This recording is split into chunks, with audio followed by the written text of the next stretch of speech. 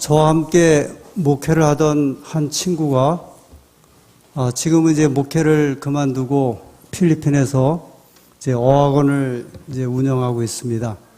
한국에 있는 동안에 저희 교회를 이제 계속 이렇게 출석을 하고 있는데 지난 시간에 이런 이야기를 했습니다. 이 삼력대학 주변에 이렇게 아주 큰 교회를 제외하고 이 100여 명 정도 모이는 교회에서 안산교회의 찬양대는 정말 은혜스럽다. 이렇게 이야기를 했어요. 근데 오늘 그 친구는 오지는 않았는데요. 그 부부가 되게 이제 목회자들이 이렇게 목회를 하고 여러 교회를 다니기 때문에 교회 형편을 하는데 저는 그 목사님만큼 이제 크게 생각은 못 했었는데 미안한 생각이 좀 들었습니다. 그러니 여러분 그 은혜를 주신다 생각하시고 잘 준비하시고 또 이 마음을 모아서 하시는 이 찬양에 앞으로도 계속 더 힘을 더해 주시기를 부탁을 드리고 감사를 드립니다. 그리고 이 이야기를 또 하나 더 하더라고요. 여러 교회를 다녀봤는데 안산교회처럼 음식이 맛있는 교회가 없습니다. 또 이야기를 했어요. 그런 이야기도 사실 하기 쉽지 않은데 저는 그게 그 목사의 성격을 봐서 저는 이제 진심이라고 그렇게 생각을 합니다. 우리 수고해 주시는 집사님들에게도 다시 한번 감사의 말씀을 드립니다. 한 목사님이 40년 전에 쓰신 책 서문에 이렇게 쓰셨습니다. 여러분께서는 예수님께서 재림하실 때까지 얼마나 더 지나야 하실지를 얼마나 궁금하게 생각하십니까? 이렇게 썼습니다. 그러면서 주님의 재림이 가까웠다는 말을 우리가 얼마나 더 오래 계속할 수 있을까? 그게 이제 그분이 책을 시작하면서 그렇게 시작을 했습니다. 40년 전에 이분이 그 심정을 이렇게 표현한 거였거든요. 여러분, 그때로부터 40년이 지난 지금 왜 우리는 아직까지도 이 땅에 살아야 하는가? 하나님께서 분명히 그 사업을 마치실 터인데 과연 언제쯤 마치실 것인가? 여러분, 이 고민은 40여 년 전에 한 목사님이 쓰신 그 글뿐만이 아니라 지금부터 한 150년 전에 엘렌 G 화이트 선지자가 그분이 한 밤에 그가 그 마음의 고통을 표현하면서 이렇게 기록을 했습니다.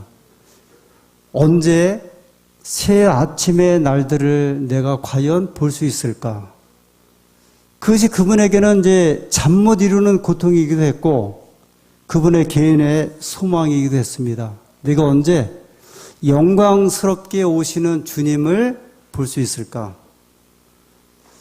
2000여 년 전에 사도 바울은 그가 고린도서에 그리고 로마서에 여러 편지서에 우리 주님의 오심이 과연 언제 갈까? 그 로마서에 말씀하기를 자다가 깰 때가 벌써 되었으니 근신하라 하신 있던 그 고백이 2000여 년 전에 그의 고백이기도 했습니다. 그로부터 더 한 3000여 년 전에 하박국은 하나님을 향해서 아주 공개적으로 하나님께 물었습니다. 하나님, 언제까지입니까? 이 세상의 강포함이 이렇게 진행되고 있는데 언제 하나님께서 이 땅에 구원의 역사를 마치시려고 하십니까? 왜 하나님께서는 재림교회를 세우셨는가? 수많은 교회들이 있음에도 불구하고 왜 제7일 안식일 예수 재림교회를 세워서 이 땅에 존재하게 하셨는지, 제7일 안식일 예수 재림교회는 과연 어떤 교회인지, 어떤 사명을 가졌고 이 교회가 가지고 있는 최종적인 목표는 어디인지, 저는 최근에 이제 여러 책들을 통해서 또는 저희 교회를 추석하는 분들을 통해서 저에게 묻는 제 물음에 대한 다시 한번 여러분들에 대한 말씀입니다. 저한테 그렇게 물어봐요. 안식일 교인들이 가지고 있는 그 신앙적 목표 사명이 무엇입니까? 이렇게 물어봐요. 왜 제7 안식일 예수재림 교인들은 제7 안식일 예수재림교회라고 하는 교회 이름을 가지고 정말 아주 보석 같은 기별을 가지고 이 교회가 있는데 이 교인들의 삶의 목적은 무엇인지 그것을 정말 진심으로 알고 싶다고 하는 이런 질문을 최근에 받아보기도 했습니다.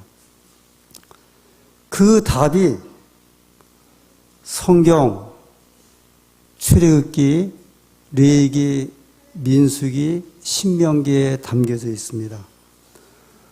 제가 앞서 말씀드렸던 하박국에 대한 이야기, 바울의 그의 고민, 그리고 40여 년 전에 한 목사님이 책을 쓰면서 가졌던 그 고민의 답은 오늘부터 저희가 펼쳐보는 이 출애굽 여정을 통하여 이제 확인하게 될 것입니다.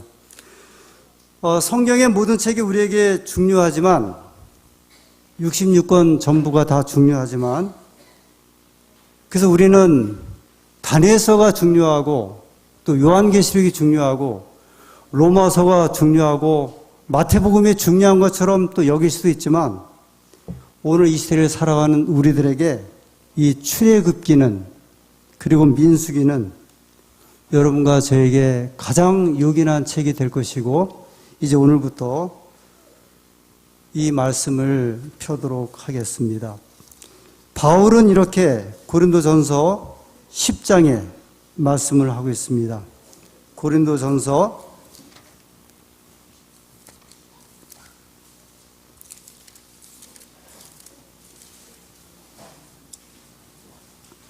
10장 1절부터 몇 절 먼저 읽겠습니다. 형제들아 너희가 알지 못하기를 내가 원치 아니하노니 우리 조상들이 다 구름 아래에 있고 바다 가운데로 지나며 모세에게 속하여 다 구름과 바다에서 침례를 받고 다 같은 신령한 식물을 먹으며 다 같은 신령한 음료를 마셨으니 이는 저희를 따르는 신령한 반석으로부터 마셨음에 그 반석은 곧 그리스도시라. 5절 그러나 저희의 다수를 하나님이 기뻐하지 아니하신 고로 저희가 광야에서 멸망을 받았느니라.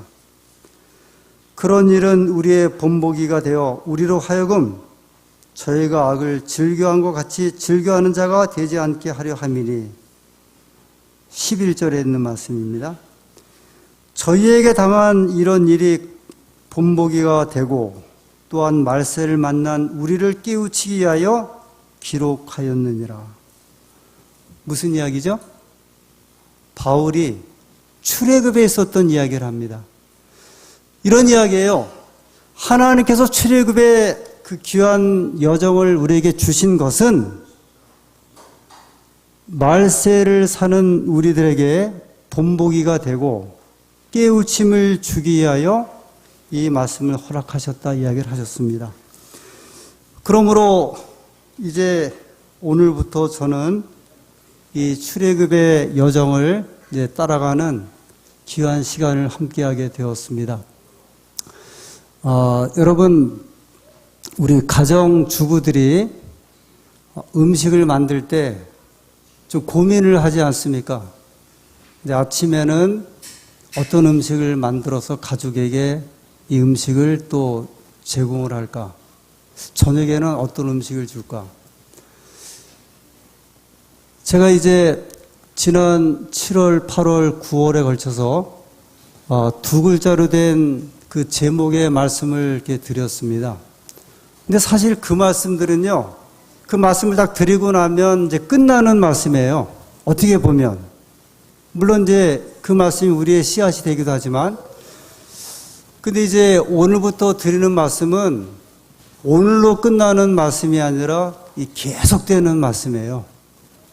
근데 여기에 이제 또 한 가지의 이제 우리의 생각들이 있는데 오늘부터 시작되는 이 말씀 속에는 우리의 삶과 생활에 있어서 이 말씀이 함께 이제 따라오고 또 우리의 의미를 부여하고 고민하고 또 함께 동감해야 하는 이런 말씀이기도 합니다.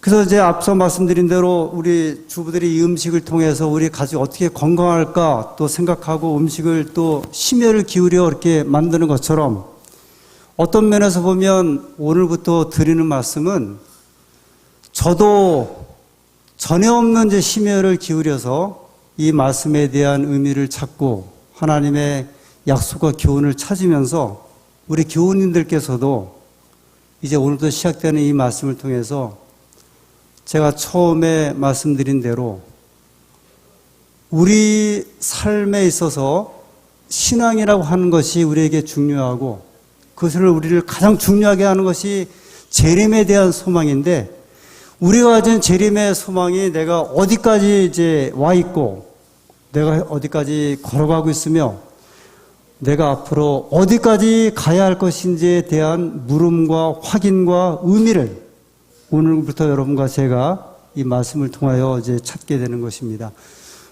많이 기도해 주시고 또 함께 동감하셔서 이 말세를 만난 우리가 살아가는 이 걸음이 지금부터 약 3,500년 전에 있었던 이스라엘 백성들의 걸음과 우리의 걸음이 어떠한지를 한번 확인하는 귀한 시간 되기를 간절히 소원합니다. 그러면 출애굽기 1장 1절부터 5절의 말씀입니다. 출애굽기 1장 1절부터입니다. 야곱과 함께 각기 가족을 데리고 애굽에 이른 이스라엘 아들들의 이름은 이러하니 루벤, 시므온, 레위, 유다, 이사갈, 스불론, 베냐민, 단, 납달리, 갓, 아세리요. 이미 애굽에 있는 요셉까지 야곱의 혈속이 모두 70명이었더라. 예, 5절까지입니다. 이 출애굽기는 이 제목 그대로 이 애굽을 탈출한 기록입니다. 일반 제 영어 성경이나 그 히브리 성경에는 출애굽기 그렇게 하질 않고 엑소더스 그렇게 표현했습니다. 엑소더스. 탈출 이런 의미를 가지고 있어요. 굉장히 그 강렬한 제목입니다. 이 탈출하다. 이 출애굽기는 이 제목 그대로 애굽을 출발한 기록입니다. 여기서 이제 성경의 본문을 포함해 보면 애굽을 탈출한 기록. 애굽은 오늘날 이집트로 이야기를 합니다. 이집트 하면 이제 생각나는 것들이 있죠. 피라미드, 그리고 그 앞에 있는 스핑크스, 그리고 나일강, 그리고 저 아래쪽에 있는 룩스로 신전, 그리고 이제 많은 그리스도인들이 가보고 싶어하는 시내산, 다 거대한 것들입니다. 피라미드는 제일 높은 쿠프왕의 그 피라미드는 높이가 147m, 이 3변으로 이어진 거의 오차가 없는 그 각도로 지어진 지금부터 4,500년 전에 지어졌던 그 피라미드. 그런데 출애굽기 1장 1절에 출애굽으로부터 시작하는 것이 아니라 야곱의 가족이 애굽에 들어가는 사건으로 이제 기록을 합니다. 아주 흥미로운 장면인데요. 출애굽이라고 하는 말은 이 애굽이 있었기 때문에 가능한 사건입니다. 이스라엘 백성들이 왜 출애굽을 했을까? 그들은 애굽에 들어갔기 때문에 그렇습니다. 이스라엘 백성들이 애굽에 들어간 그 역사를 우리가 잠깐 한번 생각해 보겠습니다. 야곱의 12아들이 있었죠. 그 중에 가장 사랑했던 11번째 아들 요셉이 이 형들의 미움을 받아서 애굽으로 팔려갑니다.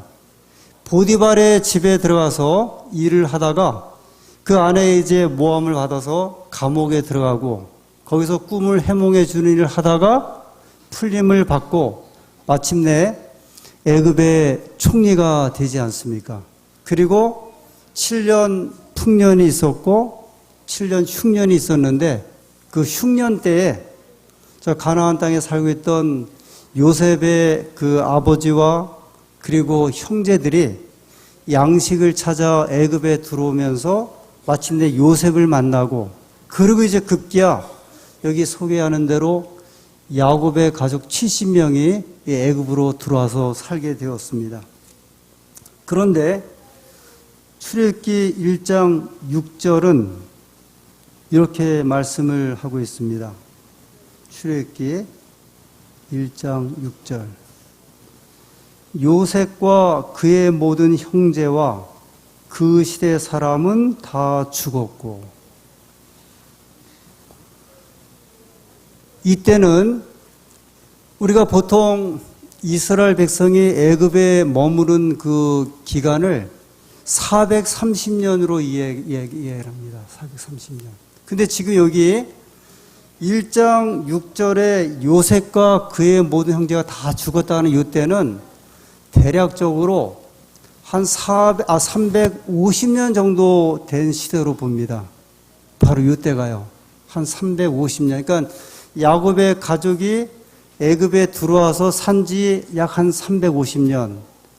왜 350년으로 추산을 하냐면 2장에 보면 이제 모세가 40년 동안 애굽의 그 왕궁에서 살다가 그 다음에 이제 광야로 도망가 40년 뒤에 80년 뒤에 이제 돌아오잖아요. 그래서 이제 한 350년 정도 지날 때였는데 성경은 말하기를 요셉과 그 시대 사람, 그 형제 사람들은 다 죽었고, 물론 우리가 여기에 이제 반전의 의미를 이제 부여하자면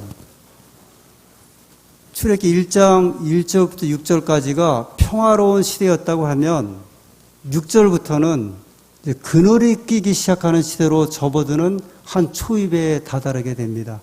그러니까 이 말씀은요, 좋았던 시절은 이제 다 끝났다는 그 의미예요. 왜냐하면 요셉도 죽었고 그 형제들도 죽었고 요셉을 알았던 그 시대 사람들도 다 죽었고, 이제 그런 의미가 이 속에 포함되어 있습니다. 7절에 있는 말씀을 보겠습니다. 그런데 이스라엘 자손은 어떻습니까? 생육이 아주 중다하고, 제가 개정판 읽으면 이스라엘 자손은 생육하고 불어나 번성하고 매우 강하여 온 땅에 가득하게 되었더라. 그냥 이스라엘 자손은 번성하였더라 그러면 되는데요, 이 번성한 것을 네 가지로 표현을 합니다. 생육하고 또 불어났고 또 번성하고 매우 강하여. 어느 학자는 이렇게 네 번이나 이렇게 이스라엘 히브리어의 표현을 하면 완전 강조의 이제 히브리식 표현의 이야기를 합니다. 아주 완전한 강조인데 그 번성함과 불어남이 얼마나 이제 이것이 아주 큰지를 표현한 이야기라고 합니다. 그러니까 70명이 시작된 이 인구가 약 350년이 지났을 때 이스라엘 백성들이 출애굽을 할 때 200만 명이 되지 않습니까? 이제 그 이야기예요. 뭐 기하급수적으로 불어났다고 할까요? 아주 엄청난 인구가 불어났습니다. 그런데 다시 8절에 요셉을 알지 못하는 새 왕이 일어나서 애굽을 다스리더니, 이건 또 뭐예요? 1장 6절에는 요셉과 그의 모든 형제 그 세 사람 다 죽어서 그 좋은 시절이 끝났고, 8절에 보면 요셉을 알지 못하는 새 왕이 일어났다는 이야기는 요셉을 도와주었거나 호의적으로 대했던 사람들이 이미 다 끝났고 이제 반대적인 사람들이 일어날 것이라고 하는 이 말씀에 대한 이 표현이, 이 완곡한 표현이 이 8절에 시작됩니다. 그러면서 9절부터 보면 이스라엘 자손을 이제 괴롭히기 시작을 하죠. 그들이 어떻게 괴롭혔는지 이제 아주 핍박을 하고 일거리를 주면서 괴롭히는 이야기가 나옵니다. 저희가 이 출애굽기를 이제 공부를 하는 입장에서 또 말씀을 보는 입장에서 이 애굽이란 나라가 어떤 나라일까? 제가 앞서서 이제 피라미드는 오늘날 건축 기술로도 못 만든대요. 그게 지금부터 4,500년 전의 건축물이거든요.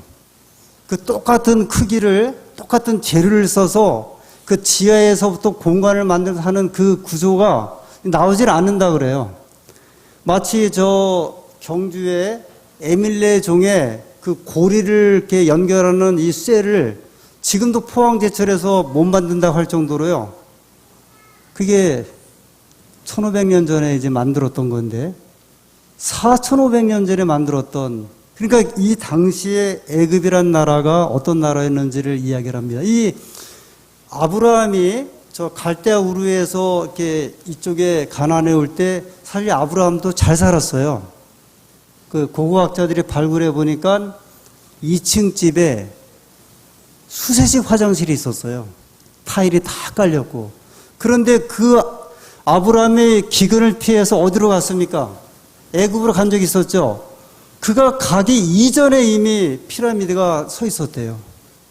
이게 굉장히 오래전의 이야기인데, 우리로 말하면 정말 호랑이 담배 먹던 시절의 이야기인데, 이미 이집트라고 하는 나라는 엄청난 나라였습니다. 우리 그 세계 4대 문명 그러면 이집트 문명, 그 다음에 메소포타미아, 중국의 황하, 그리고 저기 인도의 인더스, 이 4대 문명에 들어가는 나라가 애굽이에요. 우리가 이제 세계 이렇게 문명사, 그 다음에 이렇게 그 과정을 소개할 때 보면 이집트 문명 다음에 헬라 문명 다음에 로마 문명이에요. 근데 여러분, 지금 이제 그 많은 교회에서 사람이 죽으면 영혼이 이제 죽지 않고 그 영혼 불멸에 대해서 믿죠. 이 이야기가 어디서 나온 이야기냐면 이 애굽 사람들이 믿는 이제 그 이야기예요. 그게 헬라로 가갖고 헬라의 철학자들이 그걸 받아들여서 그거를 다시 어디로 들어왔냐면 성경으로 들어온 이야기예요. 성경에는 원래 사람이 죽으면 영혼이 있다는 개념이 아니에요. 그런데 성경이 없는데 애굽에서 시작한 이 사상이, 가르침이 저 헬라로 갔다가 그리스 문명으로 갔다가 그리스 철학이죠. 로마로 갔다가 다시 어디로 들어왔냐면 성경으로 들어왔어요. 그 정도로 애굽은 지금 여기 이 시대에, 지금 제가 보는 출애굽기 이 시대에 보통 고도의 문명을 가지고 있으면서 아주 그 세계를 지배했던 나라였다는 사실을 다시 한번 확인하게 됩니다. 그런데 요셉을 알지 못하는 새 왕이 즉위해서 이스라엘 백성을 왜 핍박을 했을까? 한번 좀 생각해 보죠. 단지 요셉을 알지 못해서? 단지 인구가 많아서 핍박을 했을까? 제가 이제 출애굽기의 이 말씀을 택하고 출애굽 과정을 보면서 이 출애굽기는 마지막 그 바울이 말하는 대로 말세를 만난 백성들의 일종의 표상적인 이야기예요. 다시 말씀드리면 오늘 교회가 왜 이럴까 했을 때 그 이야기가 어디에 나오냐면 이 출애굽기에 나오는 이야기예요. 오늘 하나님의 백성들이 왜 이럴까? 재림이 왜 이렇게 늦어질까? 왜 세상이 이럴까 할 때 세상의 그 모든 이야기들에 대한 하나의 표상을 우리가 보면은 어디에 나오는 이야기냐면 이 출애굽 여정에 나오는 이야기예요. 왜 요셉을 알지 못하는 새 왕이 이스라엘 백성을 핍박을 할까? 제가 이제 오늘 첫 시작이기 때문에 이제 이렇게 그 배경적인 이제 말씀들을 좀 자주 드리게 됩니다. 애굽은 오랜 세월 동안 애굽 본토 사람들이 이제 왕조를 이루어서 이렇게 지배를 했습니다. 혹시 이렇게 세계사에 보면 이제 고왕조, 그 다음에 이제 중간에 왕조하면서 이 왕조가 1왕조, 2왕조, 3왕조 이렇게 쭉 내려옵니다. 우리로 말하면 이제 이시조선의 뭐 태조, 태종, 뭐 태종, 태세, 문단세 하듯이 그게 이제 1대, 2대, 3대 이렇게 내려오는데 애굽이 그 왕조가 1대, 2대, 3대 이제 세계사적으로 왕조로 표현해요. 그 왕조가 쭉 내려오다가 15, 16, 17 왕조 때에 애굽 사람들이 애굽을 지배하는 게 아니라 이방 민족이 이제 쳐들어와서 지배를 해요. 근데 이 사람들이 누구냐면 이스라엘 백성과 같은 셈족 계통의 아시아 사람들이에요. 그러니까 아마 그 역사에 보면 이스라엘 북쪽에 있는 그 아시안들이 애굽으로 쳐들어와서 그 나라를 지배하게 됐습니다. 그들을 역사에는 힉소스 왕족이라고 이야기를 해요. 힉소스족. 힉소스. 이 사람들이 애굽 사람들이 아니고 이방 사람들이었는데 이 사람들이 15, 16, 17 왕조를 지배하면서 한 150년 동안 지배하는데 그때에 요셉이 애굽의 총리가 된 거예요. 역사적으로는요. 그런데 이제 18 왕조가 들어오면서 힉소스 사람들이 쫓겨나요. 그 다음에 누구만 남냐면 이스라엘 백성은 원래 살았으니까 살아있는데 여기 요셉을 알지 못하는 새 왕이 일어나는 이게 18왕조예요. 그러니까 애굽 본토 사람들이 다시 이제 나라를 차지한 겁니다. 그러고 보니까 누가 지금 이제 큰 민족을 이루고 살고 있어요? 이스라엘 민족이에요. 번성하고 중다하고 생육이 강성하고. 그래서 여기 한번 출애기 1장 10절을 보십시오. 9절 10절을 볼게요.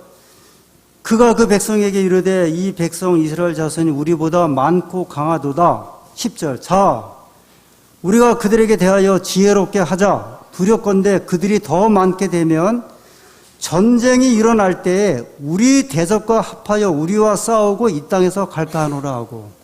이게 지금 무슨 이야기예요?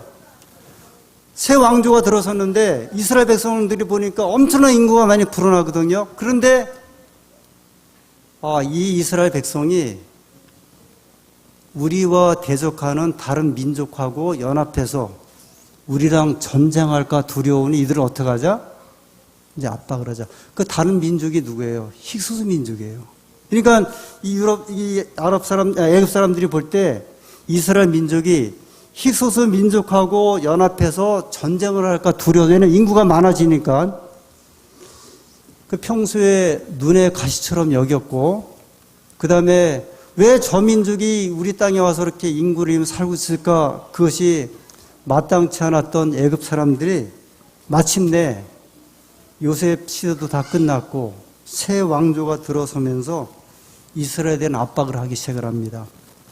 강제노동, 그 다음에 그 노동의 잔인함이 이제 첨가되죠. 그래서 이제 12절에 보면 흙 이기기, 그 다음에 벽돌 굽기, 농사일을 시킵니다. 근데 이게 흙 이기고 벽돌 굽는 게 사실은 이제 노동인데 왜 이스라엘 백성들에겐 잔인할까? 여러분, 이스라엘 민족은 뭐 하는 민족이에요? 양치는 민족이에요. 유목민이라 이런 집 짓고 흙벽돌 만들어서 하는 이런 일을 몰라요. 이게 얼마나 어려우냐면 저 중국에 그 내몽고가 있거든요. 그 내몽고 땅이 굉장히 큰데 내몽고 땅이 점점점 그 중국 한족들이 들어오면서 이렇게 침식이 되는데 침식되고 안 되고가 뭐로 형성되냐면 내몽고 사는 사람들은 초원지대고요. 거기에 옥수수가 심어졌으면 누가 들어온 거냐면 한족들이 들어오는 거예요. 그런데 제가 이제 그 내몽고 사람들 여러 번 만나면서 차라리 이렇게 농사를 짓고 한번 살면 어떻겠냐 그랬더니 이분들 이야기가 이게 수천 년 동안 조상조상 이루어서 유목민 생활을 했기 때문에 농사 짓는 거에 대한 두려움이 있더라고요. 아예 모르기도 하고 힘들기도 하고. 근데 여기 지금 애굽에 있는 이스라엘 백성들이 전혀 하지 않는 일을 하는 겁니다, 이제. 여기에 대해서 이렇게 좀 약간 또 표현하면 지푸라기를 주지 않으면서 집을 넣어서 벽돌을 만들려고 그러니까 집을 이제 구하러 다녀야 되고 하루에 8시간 일을 시키면 좋은데 예를 들어서 한 15시간 일을 시킨다든지 그 다음에 이제 그것도 안 되니까 산파에게 이야기를 하죠. 남자애가 낳으면 어떡하라? 이제 죽여라. 그런데 그 산파들이 또 말을 안 들으니까 22절에 보면 모든 애굽 사람들에게 모든 히브리 남자애가 낳으면 죽여라 이렇게 명령까지 내려요.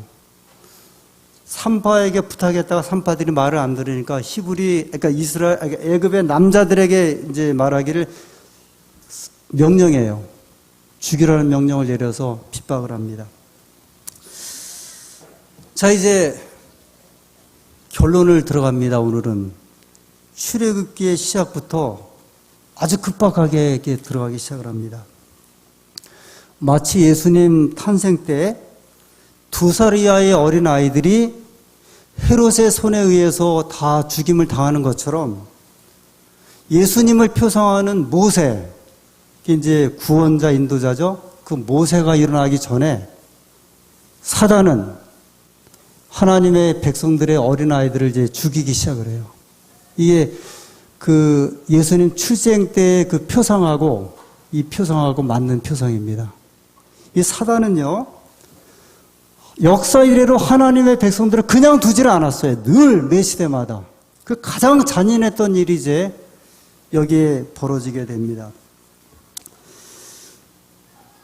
이스라엘 백성들은 출애굽할 수밖에 없었습니다. 왜냐하면 너무 오래 머물렀어요. 몇 년 동안이요? 이미 350년. 여러분, 이스라엘 백성들이 바벨론에 포로 잡혀갔을 때 70년을 살고 돌아오죠. 70년 살고 돌아올 때 처음으로 돌아온 백성들이 4만 5천 명이었어요. 얼마 안 돼서 이 말은 아주 극소수예요. 70년을 외국에서 살다가 돌아오는데도 다시 고국으로 돌아오자 하나님의 백성들이 아주 작았는데 350년 동안 애굽에 머물렀으면 이 백성들의 신앙적인 상태나 모습이 어떠하겠습니까? 다 무너지고 약화되고. 본래 우리가 사는 땅은, 우리는 이제 이 애굽의 그 경험을 이야기를 하면서 우리를 이 땅은 영적 애굽과 같다고 이야기를 합니다. 우리는 하늘 가나안을 향하여 가는 하늘 가나안 백성이라고 이제 이야기를 하죠. 마찬가지입니다. 이스라엘 백성들이 애굽에 오래 머무르면 머물수록 그 모든 것이 다 흐려졌던 것처럼 어쩌면 우리도 이 땅에 오래 살면 살수록 신앙적인 것들이 이제 다 내려가기 시작을 합니다. 우리는 어떤 그 사회적인 움직임을 이제 운동이라고 말합니다. 운동. 그것은 어떤 목적을 위해서 움직이는 것을 말하는데 단발적으로 끝나지 않고 연속적으로 진행될 때 운동, 그렇게 이야기를 합니다. 일제시대 때 시작되었던 3.1 독립운동, 운동이에요. 근데 그게 단발적으로 끝난 것이 아니고요. 수십 년 내려오면서 민족적으로 일어서서 그걸 운동이라고 부릅니다. 새마을 운동. 왜 새마을 운동에 운동을 붙였는가? 이게 70년대에 한국 사회에 아주 주어지는 운동이었어요. 그리고 80년대에 시작된 민주화 운동. 이게 다 운동이라는 의미는요, 대단히 중요한 의미를 가지고 있습니다. 그러면 지금 여러분과 제가 지금 신앙하는 이 신앙의 운동을 무슨 운동으로 이야기를 하냐면 재림 운동이라 이야기를 해요. 이것이 이제 우리가 제7 안식일 예수님께 하나님 세우신 목적이에요. 즉 우리 교회는 이제 우리가 이렇게 성경을 통하여 말하기를 수많은 교회 가운데 하나가 아니라 하나님께서 마지막 시대에 세우신 교회다. 그런데 이 사명은 재림 운동을 전하게 하기 위해서 우리를 전하신 것이다. 그런데 우리에 대한 어떤 표상 또는 우리를 상징하는 백성들이 누구냐면 출애굽 운동을 하는 이스라엘 백성들이에요. 그래서 오늘 우리의 모습은 출애굽 운동을 하는 이스라엘 백성들을 보면 우리의 모습이 보이고 우리의 사명이 보이기도 합니다. 그럼 왜 재림운동이라 이야기를 하는가?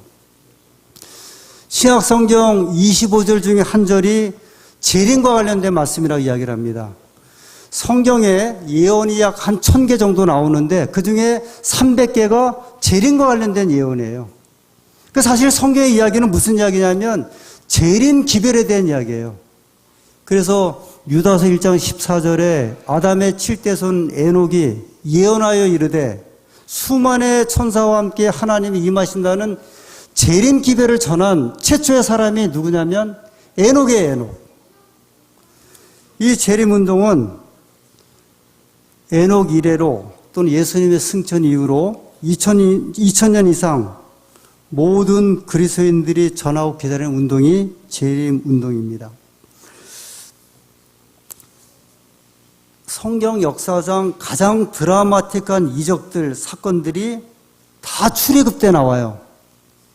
열재앙, 홍해바다가 갈라지는 그 사건, 40년 동안 내려왔던 만나, 반석의 생수가 끊임없이 쏟아지는 그런 역사들, 신에서 하나님이 임재하시는 거예요. 이게 성경을 통해서 볼 때 가장 드라마틱한 사건이 어느 때 일어나냐면 출애굽 때예요.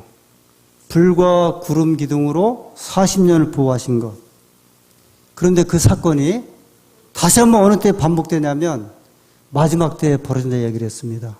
마지막 때 일어난 재앙이 무슨 재앙이죠? 7재앙이에요. 그런데 10재앙 가운데 7재앙은요, 다 애굽 사람들에게만 내린 재앙이에요.